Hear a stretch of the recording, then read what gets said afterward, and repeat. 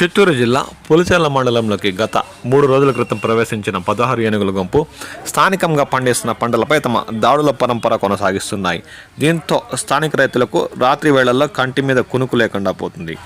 భీమవరం అటవీ ప్రాంతం నుంచి ఆదివారం రాత్రి బయలుదేరిన 16 ఏనుగుల గుంపు గడ్డంవారిపల్లి పంచాయతీ సరిహద్దుల్లోకి చేరుకుంది. పాపిరెడ్డివారిపల్లి, పగడాలవారిపల్లి గ్రామాల్లో కేశవుల రెడ్డి, పురుషోత్తం రెడ్డి, విద్యాలత రెడ్డి, దామోదర్, సుబ్రహ్మణ్యం, రమా, చంద్ర, రమణారెడ్డి, కుమార్, సురేష్లకు చెందిన వరి, కొబ్బరి, మామిడి పూల చెట్లను ఈ 16 ఏనుగుల మంద ధ్వంసం చేసినట్లు వారు ఆవేదన వ్యక్తం చేస్తున్నారు. మరికొందరు రైతుల పంటలను కూడా ధ్వంసం చేసుకుంటూ ఈ సమూహం అడవికి చేరుకుందని వారు అన్నారు. 16 ఏనుగు దాడుల్లో ధ్వంసమైన పంటలను FRO Thomas Sukumar, FSO Mohammed Shafi, FBO కృష్ణమూర్తులు సోమవారం పరిశీలించారు. వీటిని దూర ప్రాంతాలకు తరలించేందుకు కృషి చేస్తామని ఈ సందర్భంగా వారు పేర్కొన్నారు.